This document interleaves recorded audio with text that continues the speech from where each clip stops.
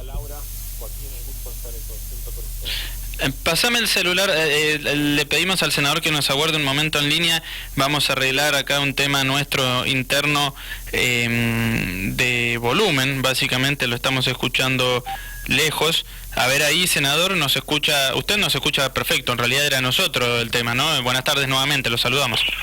Sí, estoy escuchando muy bien. Bien. Menos. Perfecto, no, era un problema interno nuestro, ya lo hemos solucionado, así que, bueno, le damos la bienvenida, obviamente, como bien decía Laura, ¿no? A Dial Radio TV y a Radio Rivadavia, y le preguntamos, por diversas iniciativas en la que usted está trabajando, como ser una, bueno, con el plasma, ¿no? Que tanto se habla en el marco de la pandemia que estamos viviendo.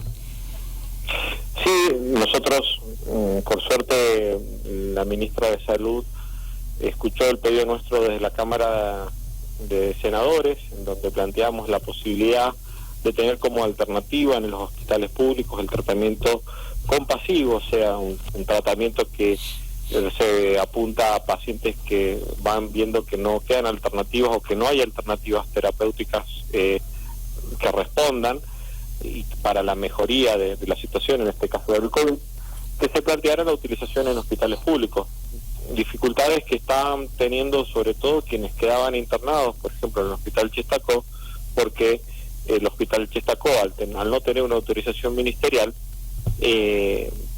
no tenía la autorización para hacerlo, y la ANMAT, al no verlo habilitado, tampoco lo podían hacer. Entonces, de esta forma, autorizando a la ministra el uso, sabiendo que es una técnica que todavía está en estudio y que obviamente se están evaluando permanentemente los resultados, o sea, en esto siempre hay que ser muy precavido de que no se debe generar expectativas de cura, porque generalmente son tratamientos paliativos que están en fase de investigación y que pueden ser una alternativa hasta que llegue una cura o un medicamento mucho más efectivo para lograr, digamos, resolver la enfermedad por COVID. Entonces, bueno, la verdad que estamos muy contentos de que desde el Ministerio se haya escuchado la propuesta nuestra y que se haya accedido a autorizar el uso del plasma de convaleciente en pacientes que así lo requieran, ¿no? Uh-huh. Con las características, entendiendo en cuenta que es el médico el que lo puede recetar en consonancia o en acuerdo con la familia que debe autorizar, porque vuelvo a recordar de que son protocolos de investigación, que es lo que tenemos disponible hasta el momento, ¿no? Uh-huh. Bueno, y hablando de plasma, justamente, el sur vive una realidad bastante particular, sobre todo aquellos que quieren ser donantes. Hemos estado hablando acá de este tema, porque si alguien quiere ser donante de plasma tiene que ir a Mendoza, no puede, ni en el Chestacó, ni en el Enfermeros Argentinos de Alvear, ni en el Hospital Regional Malargüe, que después le voy a preguntar una cosa de ese último nosocomio mencionado. Pero digo, lo cierto es que no, si alguien quiere donar plasma y vive en el sur, tiene que ir sí o sí al norte a donar, ¿no? Lo cual, obviamente, no está bueno por múltiples factores. Bueno, la realidad es esa, ¿no? De que hoy día no tenemos la posibilidad de realizar la extracción o la obtención del plasma para tratamiento en San Rafael, y los posibles donantes que así quisieran hacerlo, que están en condiciones de hacerlo, que reúnen las características, lamentablemente tienen que viajar a Mendoza. Nosotros en esto, entendiendo la imposibilidad de tener, digamos, la maquinaria necesaria acá, lo que pretendemos es que por lo menos el gobierno de la provincia, sea el Ministerio de Desarrollo Social y Salud, permita la posibilidad del traslado o habilite la posibilidad del traslado para poder que estos pacientes que tienen la voluntad de hacerlo no tengan que incurrir no solo en la donación, sino en un gasto personal de viajar a Mendoza, de perder, digamos, toda una jornada laboral en el caso de que así fuera, para hacer la donación. Entonces, de alguna manera planteamos que esto lo debería abordar la provincia como el Ministerio de Salud, como ente rector de la salud, de poder brindarle, facilitarle el traslado, como sí sucede en el Gran Mendoza, entendiendo que, bueno, inclusive las distancias ahí son mucho más cortas, pero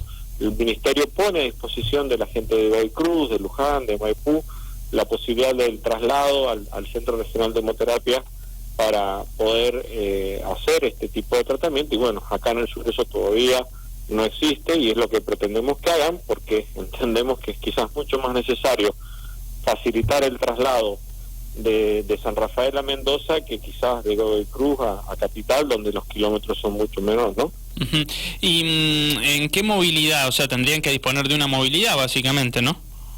Tendrían que disponer de una movilidad, o como son pacientes que ya están, digamos, dados de alta, que están curados, facilitarle los viáticos de pasaje, al menos, en el caso de que se pueda, digamos, viabilizar vía un transporte público, pero al menos tener, digamos, la posibilidad de facilitarle la donación a quien así lo quiera hacer, para que ese plasma que se genera en San Rafael inclusive pueda volver a San Rafael. Uh-huh. Bien, estamos con Samuel Barcudi, senador provincial del PJ. Senador, bueno, le decía que le iba a preguntar algo del Hospital Regional Malargüe, porque es bastante llamativo lo que sucede en ese lugar, pero bueno, usted es bioquímico inclusive, así que voy a dejar que usted diga lo que observa en ese lugar, ¿no? Porque se pasan cosas, no sé cuál es la palabra oportuna, no sé si raras o cuál sería la que calza en este, para el caso, digo. Bueno, la realidad es que venimos de una situación en donde Malargüe está teniendo dificultades en su hospital por la falta de prestaciones. Nosotros hemos presentado un pedido de informe en donde, en primer lugar, teníamos un director que lamentablemente por razones de salud tuvo licencia durante más de 2 meses, y había una situación en donde el hospital no estaba conducido por su autoridad natural, que es el director. Obviamente que eso genera además problemas con los servicios, en donde hoy o hasta hace unos días atrás solo había un médico clínico ocupado de los casos COVID, el cual tengo entendido que había renunciado, independientemente de situaciones complicadas que tienen a la gestión sanitaria del hospital.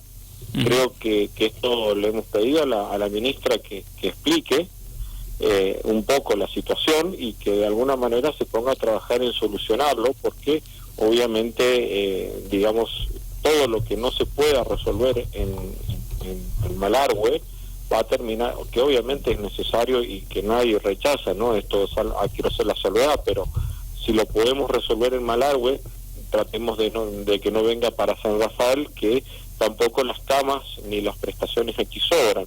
Entonces, de alguna manera creemos que se debe, como estrategia, fortalecer los departamentos que dependen de San Rafael, hablo sanitariamente hablando, ¿no? Como es San Rafael, como es Malargüe y Alvear, para que el impacto de este tipo de enfermedades, como está sucediendo con el COVID, tengan la menor posibilidad de traslado hacia el departamento de San Rafael y que se puedan resolver en el lugar, ¿no? Que además es sano, es bueno que el paciente pueda resolver su situación de enfermedad en su lugar de origen, porque es donde tiene sus afectos, donde tiene su economía, su lugar, digamos, ¿no? Sí. Esto no es solo una cuestión, una mirada solo desde el sistema, sino también desde la persona que se tiene que venir a San Rafael y que se desarraiga. Así que, y bueno, obviamente que hay un problema sanitario en Malargüe que obviamente hay que atender y que el gobierno tiene que empezar a dar respuesta, ¿no? Bien, con relación, senadora, a los casos positivos, que ha bajado mucho el número en San Rafael, ¿cuál es su balance? Bueno, hay un trabajo muy fuerte del equipo de rastreadores del municipio con el mismo observatorio, en donde estamos tratando de colaborar con el Ministerio de Salud para que la gente trate de acatar y aislarse en los casos positivos la mayor cantidad o sea, aislar la mayor cantidad de contactos y de esta manera prevenir el contagio. Creo que es una estrategia que viene funcionando, que parte desde lograr concientizar a la población y que obviamente sigue siendo en manos de la población la responsabilidad de que los casos se mantengan bajo. Esto no quiero generar expectativas, esta enfermedad nos da fotos, el panorama lo podemos ver recién dentro de 15 días, donde realmente uno puede ir evaluando una mirada más general y más fuerte, o más fuerte estadísticamente en cantidad de casos, que en 4 o 5 días en donde hemos tenido una baja. Esperemos que esto sea debido Principalmente yo lo quiero asociar a un alto acatamiento de la sociedad como responsable de las medidas de contagio, ¿no? Hemos entendido que el virus se mueve con nosotros, lo transmitimos nosotros, y quienes estamos de alguna manera sanos y no respetamos las medidas de distanciamiento y las medidas de contacto o no contacto que estamos pidiendo, obviamente salimos a buscar ese virus. Hoy día tengo la sensación de que estamos trabajando sobre una muy buena responsabilidad de la gente que ha entendido esta situación. Veremos cómo sigue, porque la realidad del Gran Mendoza es otra, sigue siendo una situación complicada, sigue siendo una situación de 650 casos, 600 casos diarios, lo cual hace que siga el sistema en Mendoza saturado. Y bueno, las medidas que se han tomado en San Rafael, con un gran costo para un sector de la sociedad, y siempre entendiendo, por ejemplo, el sector turístico, gastronómico, cultural, y el resto de la sociedad de San Rafael, que también tienen movimiento económico, porque más allá de que muchos puedan seguir operando, obviamente han visto cómo esta pandemia ha impactado fuertemente en la economía de cada uno de los lugares. Entendemos que este esfuerzo que hemos hecho en San Rafael ha valido la pena y vale la pena, porque no tendríamos los casos que tenemos que tener. Y esto es por una cuenta o una predicción sencilla. Hoy en Mendoza hay cerca de 26.000 casos reportados. Nosotros, que representamos el 20% de la provincia, deberíamos tener cerca de 5.000 casos oficiales. Siempre hablamos de las cuentas en casos oficiales, no de lo que no tenemos reportado dentro del sistema. Hoy deberíamos tener 5.000 casos. En San Rafael estamos rondando los 1.000 casos reportados, lo cual implica que estamos obteniendo un éxito relativo en la lucha contra la pandemia. El éxito sería no tener contagiados o tener menos contagiados, pero esto ha implicado que el sistema de salud, con todos los problemas que tenemos en el sur provincial, siga funcionando. Bien, pero más allá del número que mencionó para San Rafael, digo, también es positivo dar a conocer los recuperados que dan a presentar en el informe oficial diariamente. Sí, obviamente que en general nosotros estamos trabajando siempre con el caso positivo, por supuesto, que es el que quizás más nos preocupa, pero como usted bien dice, ya hay gente que se está recuperando, mucha gente que está saliendo adelante en la enfermedad, algunos con mayor o menor dificultad, pero obviamente que, digamos, son grupos que están ya mostrando un número y que están construyendo una curva, la curva de los recuperados. Esto ayuda, por supuesto, a entender de que si hay recuperados es porque hemos tenido enfermos. Esto para empezar, ¿no? O sea, la buena noticia es que estos enfermos se han recuperado, que hay un sistema de salud que ha ayudado a que esto así sucediera, y que, vuelvo a repetir, con todas las situaciones de fragilidad que tenemos en el sur, hemos logrado con políticas activas, desde que el mismo intendente, a pesar de que ha tenido fuerte oposición y muchas veces crítica, el mismo intendente se ha mantenido una postura que ha permitido controlar el número de casos y que el sistema de salud esté funcionando. Entonces esto de alguna manera marca que hemos podido lograr que haya gente que se haya recuperado. Bien, se comenta también que hay que estar atentos en el mes que estamos transitando, porque a mediados, fines del mismo, se viene otro pico de contagios. ¿Cómo ve esto? Bueno, la verdad que eso hay que esperarlo. A mí no me gusta hacer futurología. Cualquier predicción que podamos hacer siempre puede ir para bien o para mal en la percepción de la sociedad. Yo creo que hay que trabajar en el ahora. Nosotros seguramente, si nosotros observamos los comportamientos de otros países, independientemente de las medidas que se hayan tomado, la pandemia comporta con picos secundarios que vienen al posterior primer pico. No sabemos si nosotros hoy día hemos bajado el pico o no, porque vuelvo a repetir, hoy tenemos pocos casos, pero lo que no significa es que entremos en una meseta o hayamos empezado en una curva ascendente. Esto lo podemos proyectar cuando hayamos visto el transcurrir del tiempo a lo largo de estos días y veamos cómo sucede la cadena de casos y de contagios que pueden haber de aquí a 15 o 20 días más. Entonces, es muy difícil poder saber hoy día. Siempre hay un médico que dice, muy bien, el pico lo vamos a ver cuando lo estemos viendo desde abajo. Hoy día no estamos en condiciones de hacerlo, entendiendo de que podemos decir tenemos un pequeño descanso, un pequeño respiro en cantidad de casos que tenemos, y que posteriori de este primer pico que vamos a tener o que estamos teniendo o que en algún momento vamos a empezar a descender, pueden haber segundas olas en función no del clima, porque la gente cree que con el clima mejora la situación o mejora la cantidad de contagios. No está demostrado, y lo vemos en Europa, que han pasado el verano y que hoy Madrid y muchos países de Europa están cerrando parcialmente su actividad económica, precisamente porque están teniendo una segunda oleada de contagio. Esto se debe más a un relajamiento de la disciplina social, bueno, el calor, digamos, la vacación, hace que uno se relaje, cree que ya no está fuera de peligro, y es ahí donde tenemos el peligro del segundo pico, que bueno, como usted bien dice, puede venir en los próximos días. Pero yo preferiría no ser, digamos, una futurología de cuándo vamos a tener el segundo pico, porque todavía no sé si hemos llegado al primero. Bien. Samuel Barcudi, senador provincial del PJ, la última. Estoy viendo acá las iniciativas suyas, un resumen, y observo uno que tiene que ver con la creación de espacios públicos para las personas sordomudas, ¿no? En espacios públicos dentro del territorio provincial.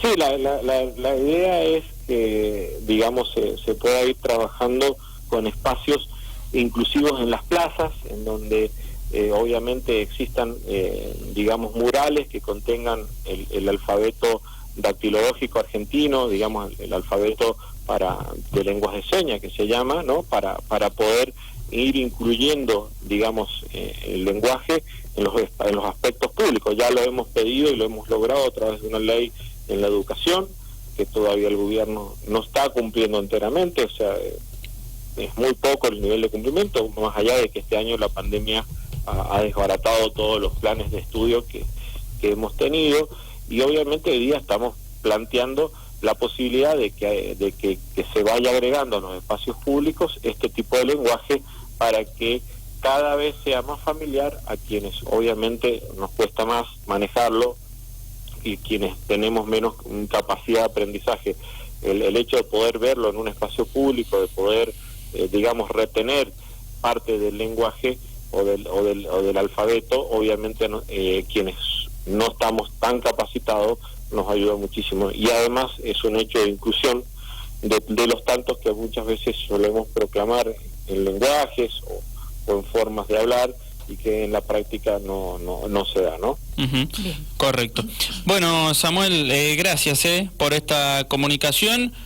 Le mandamos un abrazo y estamos en contacto. No, muchas gracias a usted. Bueno, hasta luego.